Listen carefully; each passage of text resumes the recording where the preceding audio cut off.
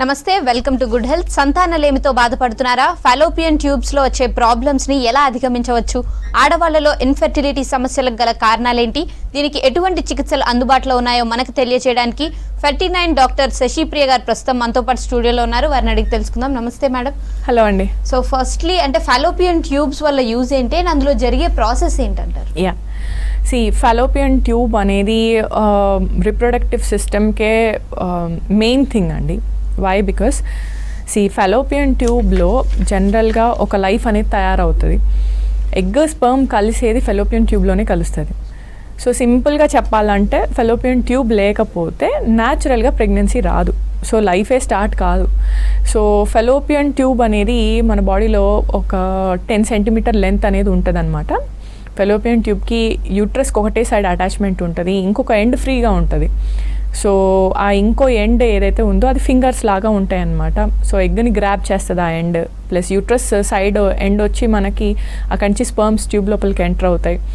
And Fallopian tube మన బాడీలోనే highly vascular organ అనమాట. దానికి ఉన్నంత రిచ్ బ్లడ్ సప్లై ఇంకా వేరే ఆర్గాన్కి ఉండదు. సో ఆ పాయింట్లో మనకి ఏంటంటే ఎగ్ స్పర్మ్ అనేది నరిష్మెంట్ ఫస్ట్ 3 days ట్యూబ్లోనే అవుతుంది. కాబట్టి ఫాలోపియన్ ట్యూబ్ అనేది బాడీలో చాలా ఇంపార్టెంట్ స్ట్రక్చర్. అండ్ ఈ ఫాలోపియన్ ట్యూబ్ అనేది బ్లాక్ అవ్వడం అనేది ఎలా జరుగుతుందంటారు? సో ఫాలోపియన్ ట్యూబ్స్ జనరల్గా ఏంటంటే బ్లాకేజెస్ అనేటివి అంత కామన్ కాదు, కానీ బ్లాక్ అవుతే మాత్రం మనకి ఇన్ఫర్టిలిటీ సమస్య డెఫినెట్గా ఉంటుంది. సో బ్లాక్స్ రీజన్స్ ఏంటి? జనరల్గా ఏంటంటే బ్లాక్స్ మనం చూసుకున్నప్పుడు అసలు ఫస్ట్ ఫాలోపియన్ ట్యూబ్ టెస్టింగ్ దగ్గర నుంచి మనం మాట్లాడుకోవాలి. సో పెళ్ళైన కపుల్ ఒక 1 year పిల్లల కోసం ట్రై చేసి అవ్వట్లేదు, ఎగ్ కరెక్ట్ టైంలోనే రిలీజ్ అవుతుంది, స్పర్మ్ కౌంట్ బాగానే ఉంది అనుకుంటే ఫాలోపియన్ ట్యూబ్ టెస్టింగ్ అనేది మ్యాండేటరీ.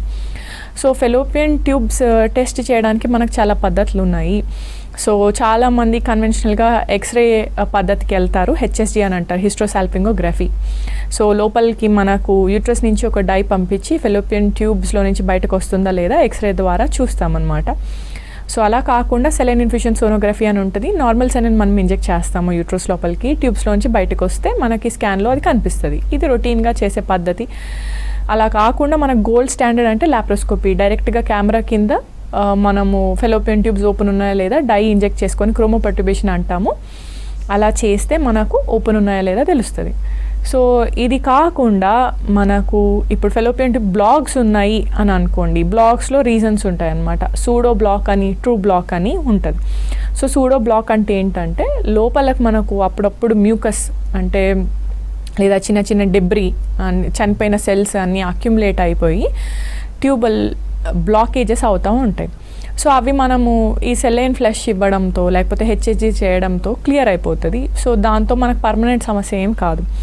పర్మనెంట్గా ట్రూ బ్లాక్స్ అని ఉంటాయన్నమాట. సో ఈ ట్రూ బ్లాక్స్ ఎందుకు అవుతాయి అని అంటే జనరల్గా కూడా ఈ ట్యూబ్ అనేది మనకు ఒక నోస్ లాగా, ఒక నాస్ట్రిల్ లాగా మనం అర్థం చేసుకోవాలి. సో నాస్ట్రిల్ లోపల మనకి ముక్కు లోపల ఎలా హెయిర్ ఉంటుందో ఫాలోపియన్ ట్యూబ్ లోపల కూడా మనకి హెయిర్స్ అనేటివి ఉంటాయన్నమాట. సీలియా అని అంటారు.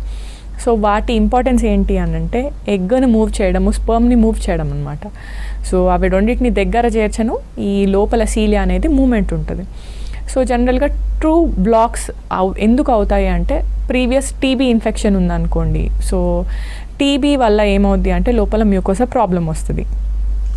ఓకే మ్యామ్, కాలర్ ఉన్నారు నరేష్ గారు వరంగల్ నుంచి. నమస్తే అండి. నమస్తే మేడం. ఓకే, మీ ప్రాబ్లం ఏంటో చెప్పండి మేడం. మేడం నమస్తే మేడం. నమస్తే అండి, చెప్పండి మేడం. మాకు లాస్ట్ మంత్ 12th రోజు ప్రెగ్నెన్సీ కన్ఫర్మ్ అయింది మేడం. ఓకే. మా మిసెస్. ఓకే. ఆ రోజు టెస్ట్ చేయించారు. బ్లడ్ టెస్ట్ లో కన్ఫర్మ్ చేద్దామని చెప్పేసి BHCG అనే టెస్ట్ చేయించారు మేడం. Beta HCG. అవును మేడం. 787.45 వచ్చింది మేడం. ఓకే. దానివల్ల కన్ఫర్మ్ ఓకే అయింది అని చెప్పేసి మేడం అన్నారు. కానీ ఇప్పుడు 7 weeks అయిపోయింది మేడం. 8 weeks రన్నింగ్ అవుతుంది, కానీ హార్ట్ బీట్ రావట్లేదు మేడం. ఓకే. ఓకే. శాక్ ఉందా అండి లోపల? మేడం స్కానింగ్ చేస్తే మీకు శాక్ అనేది కనిపించిందా? కనిపించింది మేడం. లోపల ఉంది, కానీ హార్ట్ బీట్ అని రావట్లేదు. ఓకే. ఓకే. సో ఒకటి ఏంటంటే మనకు బీటా హెచ్సిజి అనేది బ్లడ్లో మనకి హెచ్సిజి హార్మోన్ డిటెక్ట్ చేసే టెస్ట్ అనమాట. సో పాజిటివ్ ఉంది అంటే డెఫినెట్గా ప్రెగ్నెన్సీ పాజిటివ్ ఉందని అర్థం. కాకపోతే ఏంటంటే 7 వీక్స్ 8 వీక్స్ వరకల్లా మనకు హార్ట్ బీట్ అనేది స్టార్ట్ కావాలి. సో ఫస్ట్ ఒక ఎంబ్రియో యూట్రస్లో అతుక్కున్న తర్వాత 5 వీక్స్కి శాక్ అనేది ఏర్పడుతుంది మనం స్కానింగ్ చేస్తే. 6 వీక్స్కి ఫీటల్ పోల్ కనిపించాలి.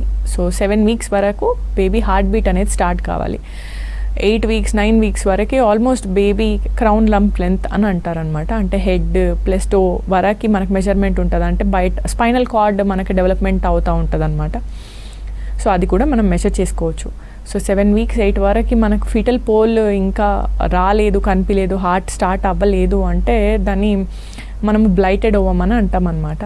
సో బ్లైటెడ్ ఓవమ్ ఉంటే దానికి రీజన్స్ ఏముంటాయంటే క్రోమోజోమల్ అబ్నార్మాలిటీస్ ఉంటాయి. స్పోమ్లో అబ్నార్మాలిటీస్ ఉన్నా, ఎగ్లో అబ్నార్మాలిటీస్ ఉన్నా కానీ మనకు ఇట్లాంటి ఇష్యూస్ వచ్చే అవకాశం అయితే ఉంటుంది.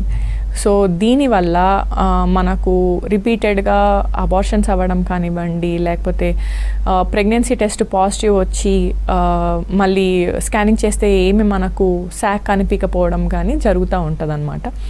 సో ఒక్కసారి మనకి ఇట్లా బ్లైటెడ్ ఓవమ్ వస్తే మళ్ళీ రిపీట్ అవుతుందని ఏం లేదు. ఒక 3 months మంచి యాంటీ ఆక్సిడెంట్ వాడి స్ట్రెస్ ఫ్రీ లైఫ్ తర్వాత మళ్ళీ ప్రెగ్నెన్సీ ప్లాన్ చేసుకుంటే మళ్ళీ డెఫినెట్గా మనం ప్రెగ్నెన్సీ అనేది ఒక లైఫ్ బేబీని అచీవ్ చేయొచ్చు. ఓకే మ్యామ్, అంటే ట్యూబ్స్ బ్లాక్ అయినప్పుడు ఏం చేయాలంటారు? యా, ట్యూబ్స్ జనరల్గా ఇందాక మనం మాట్లాడుకుంటున్నాము. సో బ్లాకేజ్ అవ్వడానికి రీజన్స్ కూడా ఏంటంటే మనకు టీబీ ఇన్ఫెక్షన్ వచ్చినా కానీ ట్యూబ్స్ మనకు బ్లాక్ కావచ్చు, లేకపోతే ఎండోమెట్రియోసిస్ లాంటి సమస్యలు ఉన్నా కానీ టీబీ ఆర్ ఎండోమెట్రియోసిస్ ఉంటే ఏమవుద్ది అంటే ట్యూబ్స్లో జనరల్గా ఈ హెయిర్ ఈ సీలియా అనేది ఏదైతే ఉందో అవి దగ్గరకు వచ్చి అక్లూడ్ అయిపోతాయి అన్నమాట. ట్యూబల్ డ్యామేజ్ అనేది అవుతూ ఉంటుంది. ఆ ట్యూబ్ ఒక గోడ డిస్టర్బ్ అయినప్పుడు మనకి వాపు రావడము, దాంట్లోంచి నీరు సెక్రేట్ కావడం, ఇవన్నీ అవ్వడం వల్ల ఈ ట్యూబ్స్ అనేటివి నార్మల్ అనాటమీ డిస్టార్ట్ అవుతుంది అనమాట. సో ట్యూబ్స్ ఓవరీతో కలిపి మనకు ట్యూబ్ ఓవేరియన్ మాస్ లాగా తయారై యూట్రస్కి అటు సైడ్ ఇటు సైడ్ కూర్చొని ఉంటాయి. సో అట్లా అతికినప్పుడు నార్మల్ అనాటమీ డిస్టర్బ్ అయినప్పుడు ఎగ్ రిలీజ్ అయినా కానీ ట్యూబ్ క్యాచ్ చేయలేదు, స్పర్మ్స్ వచ్చినా కానీ ఎగ్ని రీచ్ కాలేవు. సో ఫెలోపియన్ ట్యూబ్ ఇట్లా ఈ రకంగా మనకు బ్లాకేజెస్ అయితే మాత్రం మనము ఫంక్షనాలిటీ డిస్టర్బ్ అవుద్ది. మనం ఓపెన్ చేయగలుగుతాం ట్యూబ్ని, కాకపోతే పని చేయలేదు ట్యూబ్. ఎందుకంటే లోపల మనం ఏదైతే మాట్లాడుకున్నామో సీలియా అనే స్ట్రక్చర్ ఆ ఫంక్షన్ డిస్టర్బ్ అయిందనుకోండి, ఎగ్ స్పర్మ్ అనేది లోపల కలవదు. సో డెఫినెట్గా మనకు ప్రాబ్లమాటిక్ అవ్వచ్చు. సో మనము IVF is the better option. లేదు మనము 1-2 cycles IUI కూడా ట్రై చేయొచ్చు. ఓవ్యులేషన్ ఇండక్షన్ అంటే న్యాచురల్ పద్ధతిలో కూడా ట్రై చేయొచ్చు. ఫెలోపియన్ ట్యూబ్ ఓపెన్ అయితే మనకు లాప్రోస్కోపీలో, కాలేదు అంటే మాత్రం మనం టెస్ట్ ట్యూబ్ బేబీ పద్ధతికి వెళ్ళాలి. IVF is the choice of the treatment. And tube test అనేది ఎలాంటి కండిషన్స్లో చేస్తారంటే హెల్దీగా ఉన్నా ఒకసారి టెస్ట్ చేయించుకోవడం మంచిదా, లేదంటే ఏదైనా కాంప్లికేషన్స్ ఉన్నాయో లేదో తెలుసుకోవడానికి మాత్రమే చేస్తారు? ట్యూబ్ అనేది మనకు డయాగ్నోసిస్ కోసం కంపల్సరీ మనం చేయాలి. స్కానింగ్లో మనకు ట్యూబ్ అనేది కనిపించదు జనరల్గా కూడా. సో ట్యూబ్ అంటే అన్ని ఫ్యాక్టర్స్ నార్మల్ ఉన్నాయి అయినా ఎగ్ స్పర్మ్ కలవట్లేదు, ప్రెగ్నెన్సీ రావట్లేదు అంటే ట్యూబల్ టెస్టింగ్ మ్యాండేటరీ.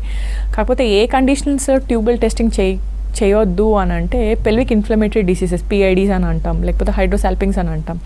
సో వీటిల్లో జనరల్గా ఏంటంటే యాక్టివ్ ఇన్ఫెక్షన్ ఉన్నప్పుడు మనం ట్యూబ్ టెస్ట్ చేయలేము. బికాస్ ఇన్ఫెక్షన్ అనేది మళ్ళీ పెల్విక్ వాల్లోకి డిసిమినేట్ అంటే బయటకి వచ్చే ఛాన్స్ ఉంటుంది పెల్విక్ వాల్ లోపలికి. సో అందుకు ఇన్ఫెక్షన్ ఉన్నప్పుడు మనము HSGs కానీ ట్యూబల్ టెస్టింగ్ కానీ అవాయిడ్ చేస్తాం. అండ్ బ్లాక్ ఉన్న కండిషన్స్లో న్యాచురల్గా ప్రెగ్నెన్సీ రావడానికి ఎంతవరకు ఛాన్సెస్ ఉన్నాయంటారు? చాలా మంచి క్వశ్చన్ అడిగారు.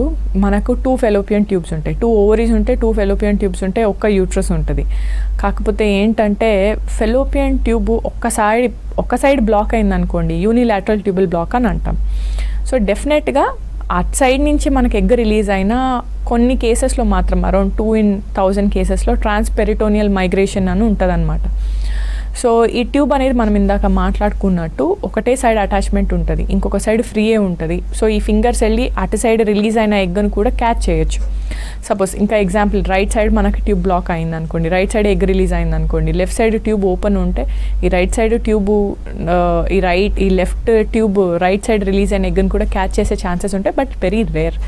సో మనకు ఈ లెఫ్ట్ సైడ్ ఓపెనే ఉంది కాబట్టి డెఫినెట్గా 50% ఛాన్స్ అయితే ఉంటుంది న్యాచురల్గా ప్రెగ్నెన్సీ రావని. ఓకే మ్యామ్, కాలర్ ఉన్నారు రక్షిత గారు ఖమ్మం నుంచి. నమస్తే అండి. నమస్తే మేడం. ఓకే, మీ ప్రాబ్లం ఏంటో చెప్పండి మేడం.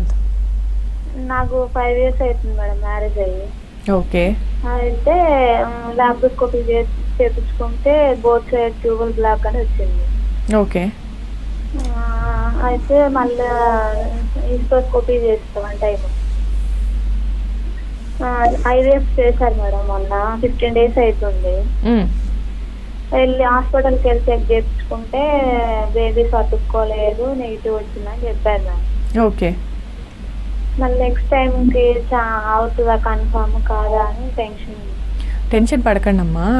మీరంతా భయపడాల్సిన అవసరం ఏం లేదు. ఒక 3 months గ్యాప్ తీసుకొని యాంటీ ఆక్సిడెంట్స్ వాడి మంచి ఫుడ్ తిని స్ట్రెస్ ఫ్రీ లైఫ్ స్టైల్ కొంచెం మోడిఫికేషన్ చేసుకొని మళ్ళీ ట్రై చేస్తే డెఫినెట్గా ప్రెగ్నెన్సీ వచ్చే ఛాన్సెస్ అయితే ఉంటాయి. ఓకే మ్యామ్, అంటే ట్యూబ్స్లో ఇన్ఫెక్షన్స్ వల్ల అలా నీరు చేరడం అనేది జరుగుతుంది కదా, దానివల్ల ఎలాంటి ఎఫెక్ట్ ఉంటుందంటారు? యా, సో జనరల్గా ఏంటంటే ఇన్ఫెక్షన్ ఉన్నప్పుడు ఇన్ఫ్లమేషన్ అనేది కామన్ అనమాట.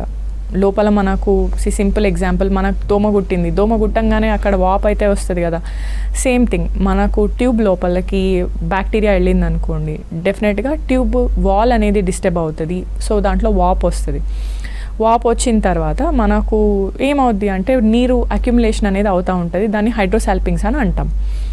సో ఈ హైడ్రోసాల్పింగ్స్ ఒకసారి వచ్చిన తర్వాత ట్యూబ్ అనేది చాలా సున్నితమైన స్ట్రక్చర్ అనమాట. So very sensitive. సో ఒక్కసారి ట్యూబ్లో ఇన్ఫెక్షన్ వచ్చిన తర్వాత అది మనకి రివర్సబుల్ కండిషన్ అనమాట. ఇర్రివర్సబుల్, మనం అది రివర్స్ చేయలేము. సో ట్యూబ్స్ బ్లాకేజెస్ అవుతాయి. సో ఇనీషియలీ హైడ్రోసాల్పింగ్స్ ఉన్నా కానీ చాలామందికి ట్యూబ్స్ ఓపెన్ ఉంటాయి ఇనీషియల్ స్టేజెస్లో. సో అప్పుడు మనకు ప్రెగ్నెన్సీ లక్కీగా వచ్చేసింది అంటే హ్యాపీ. కాకపోతే పోను ఏమవుతుంది అంటే ట్యూబ్ అనేది చాలా గట్టిపడిపోద్ది అనమాట. సో లోపల ఫంక్షనాలిటీ డిస్టర్బ్ అయింది అనుకోండి, డెఫినెట్గా బ్లాకేజెస్ అయ్యే ఛాన్సెస్ ఉంటాయి. ఓకే మ్యామ్, కాలర్ ఉన్నారు తేజస్విని గారు గుంటూరు నుంచి. నమస్తే అండి. నమస్తే మేడం. ఓకే, మీ ప్రాబ్లం ఏంటో చెప్పండి మేడం. మేడం నాకు పెళ్ళయి 7 years అవుతుంది మేడం. ఓకే. ఇక్కడ గుంటూరులో చూపించుకుంటున్నాము. ఓకే. అక్కడ హెచ్ఎస్సి టెస్ట్ చేశారు, నార్మల్ గా ఉంది, షుగర్ బ్లాక్ ఏం లేదన్నారు. ఓకే. పీసీఓడి ప్రాబ్లం కూడా ఏం లేదు, అంతా నార్మల్ గానే ఉందన్నారు. నార్మల్ గా క్లియర్ చేయొచ్చు అన్నారు. కానీ నాకు ఎందుకు ఇన్ని సంవత్సరాలైనా నార్మల్ గా రావట్లేదు అని, ఐయుఐ చేయాలి అని అంటున్నారు డాక్టర్స్. నార్మల్ గా కూడా వస్తుంది అని అవకాశం ఉంది అని అంటున్నారు. కానీ మేము న్యాచురల్ గా ట్రై చేసుకుంటే మాత్రం రావట్లేదు, నార్మల్ గా ట్రై చేసుకున్నా కూడా రావట్లేదు. ఓకే. ఫస్ట్ మీరు అంత వరి కావద్దు. మీకు పీసీఓఎస్ ఉంటే జనరల్గా ఏముంటుందంటే ఎగ్ పెరగడం కానీ రిలీజ్ అవ్వడం కానీ సరిగ్గా జరగదు. సో ఎగ్ పెరిగినా రిలీజ్ అవ్వినా, కాకపోతే మనకు లోపల ఇంపార్టెంట్ పాయింట్స్ ఏముంటాయంటే ఎగ్ స్పర్మ్ అనేది ఫెలోపియన్ ట్యూబ్లో కలవాలి. సో ఎగ్ లోపలికి స్పర్మ్ కలవాలంటే సో ఆ ఎగ్కి ఒక లేయర్ ఉంటుంది అనమాట. మనం స్కానింగ్లో చూసుకున్నప్పుడు జనరల్గా ఎగ్ షెల్స్ మాత్రమే కనిపిస్తాయి. సో మనం ఈజీ అండర్స్టాండింగ్ కోసము ఎగ్ లోపల ఎల్లో వైట్ ఉంటుంది కదా, సో ఎల్లో లాంటిది ఊసైట్ అనేది ఒక స్ట్రక్చర్ ఉంటుంది అనమాట ఎగ్ లోపల. సో దాంట్లో స్పర్మ్ కలిస్తేనే మనకు ప్రెగ్నెన్సీ అనేది తయారవుద్ది, అంటే బేబీ అనేది తయారవుద్ది, ఎంబ్రియో. సో మనం స్కానింగ్లో చూసుకుంటే మనకు ఓన్లీ షెల్ మాత్రమే కనిపిస్తుంది. సో షెల్ తర్వాత రిలీజ్ అయిందా లేదా అనే చూడగలుగుతాం తప్పించి ఈ ఎల్లో అంటే ఊసైట్ ఓవం అనేది మన కంటికి కనిపించదు. 300 మ్యాగ్నిఫికేషన్ ఉంటే తప్ప, అంటే మైక్రోస్కోపిక్ స్ట్రక్చర్ అనమాట. సో బాడీలోనే పెరిగి బాడీలోనే రిలీజ్ అవుతుంది కాబట్టి అసలు ఈ ఎగ్ ఉందా లేదా అన్న సంగతి కూడా మనకు తెలియదు. మనం ఓన్లీ ఎగ్ ఒక షెల్ని మాత్రమే చూడగలుగుతాం స్కానింగ్లో. సో అది రిలీజ్ అయినా కానీ మనకు ప్రెగ్నెన్సీ రావట్లేదు. స్పర్మ్స్ అనేటివి మనకు చాలా ఇంపార్టెంట్. స్పర్మ్ కౌంట్ బాగానే ఉంది, దానికి మనం ఏం చేయొచ్చు అంటే ఒక 2 cycles ఐయుఐ చేయొచ్చు. బికాస్ వైఫ్ అండ్ హస్బెండ్ జనరల్గా పిల్లల కోసం ట్రై చేసినప్పుడు స్పర్మ్స్ అనేటివి మనకు యూట్రస్ లోపలికి వెళ్ళాలి. సో యూట్రస్ ఎంట్రీ మనకు సర్విక్స్ అని ఒక పార్ట్ ఉంటుంది అనమాట. సర్విక్స్ అప్పుడప్పుడు టైట్గా ఉన్నా క్లోజ్గా ఉన్నా అక్కడ వైట్ డిశ్చార్జ్ ఎక్కువ ఉన్నా కొంచెం ఇన్ఫెక్షన్ ఉన్నా కానీ స్పర్మ్స్ అనేటివి యూట్రస్ లోపలికి వెళ్ళలేవు. సో వెళ్ళలేనప్పుడు డెఫినెట్గా ఎగ్ స్పర్మ్ అనేది కలవనప్పుడు మనకు ప్రెగ్నెన్సీ ఛాన్సెస్ డెఫినెట్గా తక్కువ ఉంటాయి కదా. సో మనం ఏం చేస్తామంటే ఒక 2 to 3 cycles ఐయుఐ చేస్తామన్నమాట. స్పర్మ్స్ వాష్ చేసి యూట్రస్ లోపలికి ఇంజెక్ట్ చేస్తాం. సో ఇంజెక్ట్ చేసినప్పుడు మనం న్యాచురల్గా వచ్చేదానికంటే ఒక 10% బెటర్ ఛాన్సెస్ ఉంటుంది ప్రెగ్నెన్సీ రాను. ఓకే, దాంతో రాలేదనుకోండి డెఫినెట్గా మనం ఐవీఎఫ్కి వెళ్ళాల్సిన అవసరం ఉంది. సో ఐవీఎఫ్లో ఏంటి మళ్ళీ మన అడ్వాంటేజ్ అని అడగచ్చు. ఐవీఎఫ్లో అడ్వాంటేజ్ ఏంటంటే మనము ఎగ్ని కూడా మనం బయటకు తీస్తున్నాం. ఒక 10 days ఇంజెక్షన్స్ ఇచ్చి ఎగ్స్ అన్నీ మనం బయటకు తీస్తున్నాము. తీసిన తర్వాత దాంట్లోకి స్పర్మ్ ఇంజెక్ట్ చేస్తున్నాం కాబట్టి అక్కడే మనకు తెలిసిపోతుంది ఎగ్ స్పర్మ్ కలిపాక మంచిగా ఉన్నాయా లేదా, ఎంబ్రియో అనేది మంచిగా తయారైందా లేదా, క్వాలిటీ ఎలా ఉంది మనకు అర్థమవుతుంది. సో ఐవీఎఫ్ ద్వారా pregnancy success chances will be 50 to 60%. ఇప్పుడు తను కాల్ చేసిన కేసులో ఏంటంటే అన్ఎక్స్ప్లెయిన్ ఇన్ఫర్టిలిటీ లాగా కూడా చెప్పొచ్చు. ఎందుకంటే మనకు ఎగ్ కరెక్ట్ టైంకి ఓవ్యులేషన్ అనేది అవుతుంది, స్పర్మ్స్ కూడా లోపలికి వేసినా కానీ ప్రెగ్నెన్సీ రావట్లేదు అంటే అన్ఎక్స్ప్లెయిన్ ఇన్ఫర్టిలిటీ రీజన్స్ అనేవి మనకు తెలియదు. సో డెఫినెట్గా ఐవీఎఫ్కి వెళ్ళాలి. ఓకే మ్యామ్, మరో కాలర్ ఉన్నారు, శారదా గారు బాన్స్వాడ్ నుంచి. నమస్తే అండి.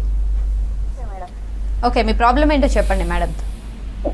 నమస్తే madam, good evening. Good evening అమ్మా, చెప్పండి. మ్యారేజ్ అయి 10 years అవుతుంది మేడం. ఓకే. 7 years బాబు ఉన్నాడు. మళ్ళీ ప్లాన్ చేస్తే హాస్పిటల్కి వెళ్తే ఎగ్ స్పర్మ్ కలవట్లేదు, నార్మల్ ప్రెగ్నెన్సీ రావట్లేదు. ఎగ్స్ ఏమో month ending last week date వచ్చే ముందు లాస్ట్ వీక్ ఎగ్స్ రిలీజ్ అయ్యింది మేడం. ఓకే, పెద్ద వరీ కావద్దమ్మా, మీరు ఒకసారి హాస్పిటల్ రండి. మనం డెఫినెట్గా సైకిల్ అనేది ప్లాన్ చేసుకొని చేద్దాము. అప్పటికి ఒక IUI 2 cycles చేద్దాము, రాలేదంటే then will think about it. Okay ma'am, మరో కాలర్ ఉన్నారు, ఝాన్సీ గారు హైదరాబాద్ నుంచి. నమస్తే అండి. నమస్తే ఓకే, మీ ప్రాబ్లం చెప్పండి మేడం. మ్యామ్. చెప్పండి అమ్మా. మ్యామ్, నాకు మ్యారేజ్ అయ్యి 5 years అవుతుంది మ్యామ్. హలో, చెప్పండి అమ్మా.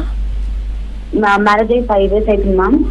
కిడ్స్ కోసం ట్రై చేస్తూనే ఉన్నా. అయితే నాది అంతా బాగానే ఉంది, కాకపోతే PCOD ఉంది అని చెప్పారు మ్యామ్ నాకు. మా హస్బెండ్ కి స్పామ్స్ కూడా బాగానే ఉన్నాయి, 70% బాగానే ఉన్నాయి మ్యామ్. ఒకసారి IUI కూడా ట్రై చేశాను కానీ ఫెయిల్యూర్ అయింది మ్యామ్. ఓకే, పెద్ద వరీ కావద్దు. IUIలో జనరల్గా ఏంటంటే క్యుములేటివ్ సక్సెస్ అనేది బెటర్ ఉంటుంది. ఫస్ట్ సైకిల్లో మనం 10% ఛాన్సెస్ అని చెప్తాము, second cycle 12, third cycle 14% chance ఉంటుంది. 3 cycles క్యుములేటివ్గా అంటే ఒక మంత్ ఇమీడియట్ మంత్స్లో చేయించుకున్నా కానీ మనకు ప్రెగ్నెన్సీ రాలేదు అంటే డెఫినెట్గా IVFకి వెళ్ళాలి మా, టైం వేస్ట్ చేయకుండా. ఓకే మ్యామ్, అంటే ట్యూబెక్టమీ చేశాక కూడా ట్యూబ్స్లో అవి మళ్ళీ అటాచ్ చేయడానికి ఛాన్స్ ఉంటుందంటారా? డెఫినెట్గా అండి. ఇప్పుడు జనరల్గా ఏంటంటే మనము ట్యూబెక్టమీ అనేది ఫెలోపియన్ ట్యూబ్ని మనం ఒక పార్ట్లో ముడేస్తాం అన్నమాట, ట్యూబల్ లైగేషన్ అని అంటారనమాట. సో ముడేసినప్పుడు ఏమవుద్ది అంటే మనకు ఆ పార్ట్లో బ్లడ్ సప్లై తగ్గిపోయి అక్కడ కనెక్షనే ఉండదు. సో ట్యూబ్ మనకు లెంత్ ఇందాక మనం మాట్లాడుకున్నట్టు 10 centimeters ఉంటుంది. సో దాన్ని మనం 5 centimeters కింద డివైడ్ చేసి ఫస్ట్ పార్ట్ బాడీకి దగ్గర ఉన్న పార్ట్ ఏదైతే ఉందో దాన్ని 5 centimeters, బాడీకి అవతల సైడ్ ఉండే పార్ట్ 5 centimeters, ఈ మధ్యలో భాగంని ఆల్మోస్ట్ ఒక అటు సైడ్ 2.5 ఇటు సైడ్ 2.5 వదిలేసి మధ్యలో ఒక 2.5 to 3 centimeters ఉన్న లెంత్ని మనం ముడేసేసి దాన్ని మనము టైట్ చేయడం అనేది జరుగుతుంది. సో దట్ అటు సైడ్ ఇటు సైడ్ నుంచి ఎగ్ రిలీజ్ అయినా అటు సైడ్ నుంచి స్పర్మ్ అయినా కలవకుండా ఉండాలని. సో మనకేంటంటే అది కట్ చేసి మనం లైగేట్ చేస్తాం కదా, సో మిగిలిపోయిన ట్యూబల్ లెంత్ అనేది మనకి ఇంపార్టెంట్ అనమాట. సో చాలామంది ఏంటంటే ఫస్ట్ చైల్డ్ తర్వాత చిల్డ్రన్ వద్దనుకుంటారు, ట్యూబెక్టమీ చేయించుకుంటారు. ఒక ఫ్యూ ఇయర్స్ తర్వాత again they want to go for tubal recanalization అనమాట. Thank you Sashipriya garu. ఇది ఇవాళ good health. Stay tune to V6 News.